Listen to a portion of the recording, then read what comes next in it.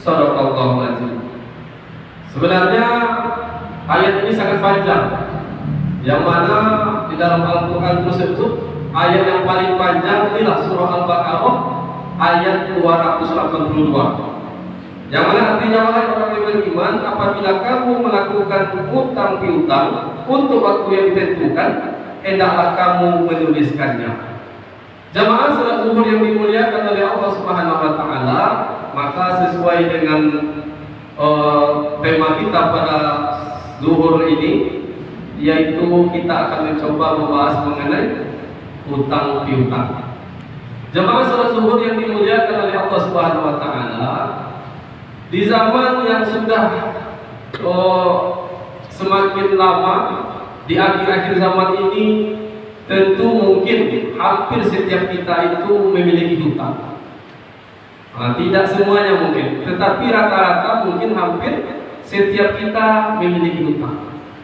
Maka perkara hutang ini di dalam Islam tentu tidak dilarang, asalkan hutang tersebut tentunya sebagaimana di dalam surah Al-Baqarah ayat 282 ini mesti jelas kedudukannya, meski jelas ketentuannya.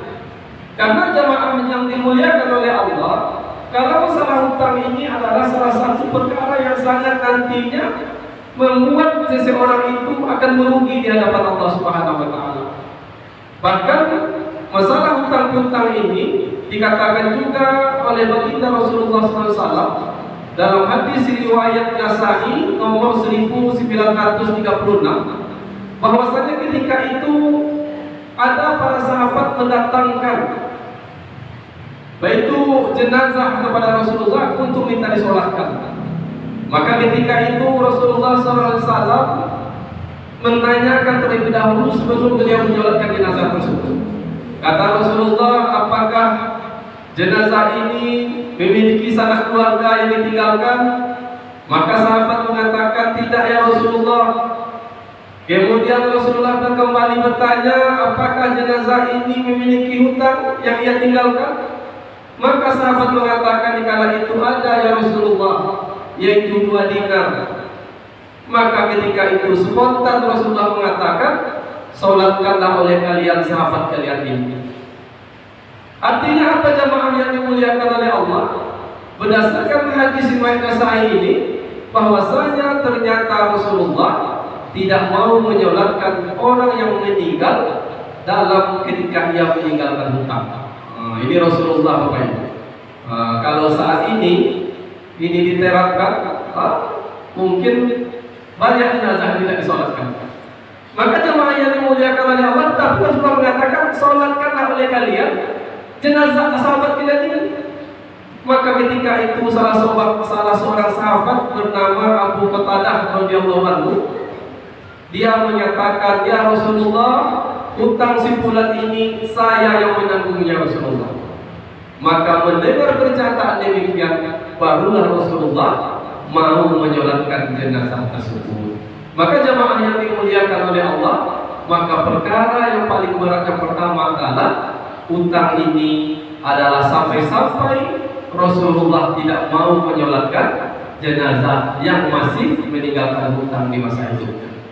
Maka jemaah yang dimuliakan oleh Allah, maka perkara hutang ini mesti kita berhati-hati. Meski kita itu teliti, terkadang maaf cakap ketika kita belanja di warung, kekurangan uang belanja 100 rupiah, 50 rupiah, besoklah bayar, besoklah, ternyata kita lupa. Maka bukan masalah kecil hutang tersebut, tetapi ini masalah tanggung jawab hutang yang dinamakan hutang tersebut. Makanya Rasulullah itu juga pernah mengatakan dalam hadis lain, bahwasanya ketika Rasulullah duduk-duduk di antara beberapa jenazah di kala itu diletakkan, maka ketika itu Rasulullah melihat ke arah langit, menatap ke langit, kemudian Rasulullah menundukkan kepalanya dan meletakkan tangan kanannya di kepalanya, di keningnya. Ketika itu Rasulullah mengatakan, Maha Suci Allah, Maha Suci Allah, betapa kerasnya ancaman yang diturunkan. Maka ketika itu jemaah yang dimuliakan oleh Allah, sahabat yang mendengar ucapan dari baginda Rasulullah itu hanya terdiam, sehingga keesokan harinya barulah sahabat itu mendatangi Rasulullah. Apa kata sahabat, ya Rasulullah, semalam kami mendengar engkau mengatakan betapa kerasnya ancaman yang diturunkan. Kalau boleh kami tahu ya Rasulullah, ancaman apa itu ya Rasulullah? Maka dikala itu Rasulullah mengatakan tentang hutang ya Rasulullah, tentang hutang.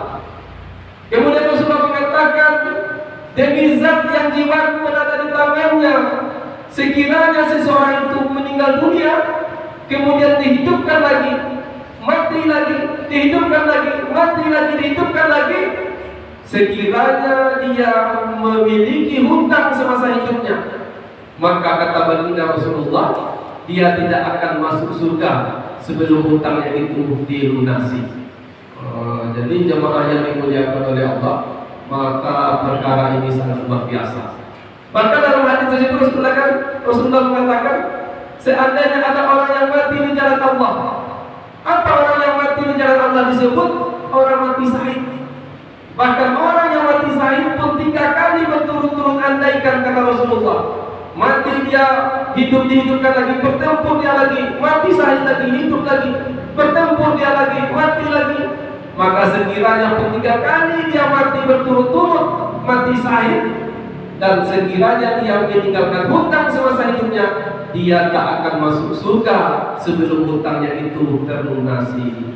Maka jamaah yang dimuliakan oleh Allah, ini merupakan pukulan yang sangat keras kepada kita. Kita sebagai umat-umatnya baginda Rasulullah SAW bukan dilarang untuk tidak berhutang, tetapi mesti hutang ini jangan kita jadikan perkara main-main. Jangan sampai hutang ini nantinya kita anggap sepele, sekian, sehingga kita tak peduli, tak menghiraukannya. Padahal masalah ini meskipun sedikit, inilah yang nantinya akan memberatkan seseorang itu, sehingga tak bisa terhalang untuk masuk ke surga Allah, diakibatkan dia meninggalkan hutang semasa hidupnya. Maka jemaah yang dimuliakan oleh Allah, akan tetapi Rasulullah memberikan kabar gembira. Di samping Rasulullah mengingatkan kita, ternyata Rasulullah juga memberikan kabar gembira kepada orang-orang yang memiliki hutang. Apa kata Rasulullah? Sekiranya orang itu meninggal dunia, sekiranya orang itu mati, kemudian semasa hidupnya ia memiliki hutang, dan dia ketika sampai mati dia tidak melunasi hutangnya tersebut. Meninggal dunia dia tahu-tahu hutangnya tak terbayar olehnya. Tetapi kata Rasulullah, dia semasa hidup berniat untuk membayarnya, tapi tak ada kemampuan. Ada niat Bapak Ibu, tapi nolai sofi mungkin tak ada kemampuan. Maka kata Rasulullah, hutangnya itu nantinya menjadi tanggunganku, kata Rasulullah. Ini kabar gembiranya Bapak. Tapi terkadang saat zaman sekarang ini tidak Bapak Ibu, terkadang ada kesanggupan membayarnya bayar, atau kesanggupan tapi membayar itu boleh Bapak Ibu. Makanya orang yang melalaikan ketika dia diberi kemampuan tak dibayarnya hutang tersebut, ini merupakan kezaliman kata Rasulullah. Terkadang ini yang susahnya Bapak Ibu. Waktu minjamnya bahkan orang lunak gigi daripada lidah, lunak gigi daripada lidah. Ketika sudah dapat, malah diulur-ulurkan, dimain-mainkan. Maka jemaah yang dimuliakan oleh Allah, ini dikatakan Rasulullah, ketika ada orang itu berniat membayarnya semasa hidup, tapi tak mampu dia meninggal dunia, hutangnya ada, ditinggalkannya, maka kata Rasulullah, itu menjadi tanggunganku, kata Rasulullah.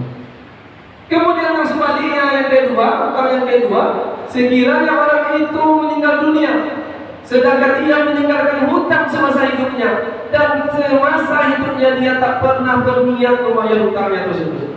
Ada niatnya sedikit pun dalam hatinya untuk membayar hutang tersebut, maka kata Rasulullah, hutangnya itu nantinya akan dibayar dari kebaikan-kebaikan, dari amal-amal soleh yang ia lakukan semasa hidup di dunia.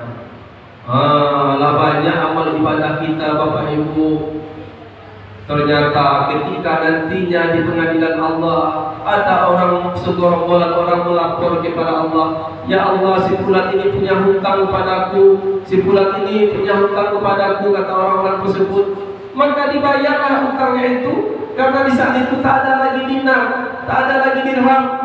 Maka dibayarlah hutangnya tersebut dari amal sholatnya itu, dipindahkanlah ke dia yang memiliki hutang. Amal puasanya dipindahkanlah, dibayarlah hutang itu kepada orang yang tempat dia berhutang, sehingga habis seluruh amalnya Bapak Ibu.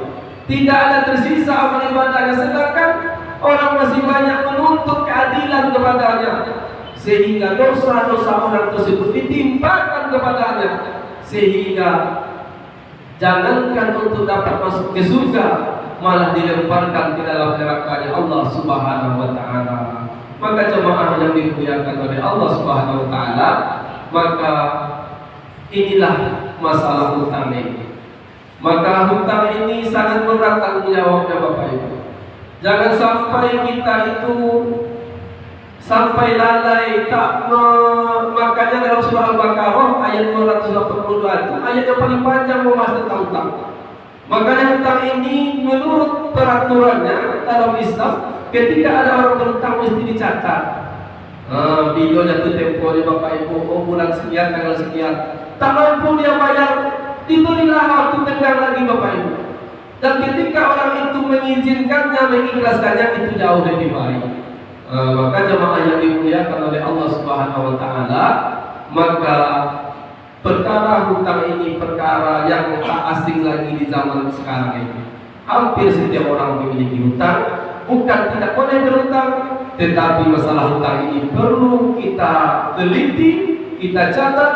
Jangan sampai ketika kita mati kita meninggalkan hutang. Apalagi jangankan kita berhutang, negara kita pun juga memiliki hutang. Bahkan sampai saat ini ketika bayi lahir itu sudah punya hutang. Bagaimana hukum hutang tersebut? Tentu hutang ini lain kajiannya. Maka jemaah yang dimuliakan oleh Allah, hutang yang kita kaji barusan adalah hutang yang kita buat sendiri. Maka itulah nantinya akan menjadi tanggung jawab di pengadilan Allah Subhanahu wa taala ketika seseorang itu tidak mampu untuk membayarnya, atau terkadang ia menganggap remeh, tak pernah berniat untuk membayarnya. Mudah-mudahan apa yang disampaikan ini bermanfaat bagi kita semua, sehingga kita berhati-hati lagi perkara ini. Mudah-mudahan Allah berikan kita kemudahan bagi yang berhutang, Allah lunasi hutang-hutangnya. Amin amin ya rabbal alamin. Kita tutup dengan doa kafaratul majlis. Subhanakallahumma wa bihamdika asyhadu an la ilaha illa anta astaghfiruka wa atubu ilaik. Assalamualaikum warahmatullahi wabarakatuh.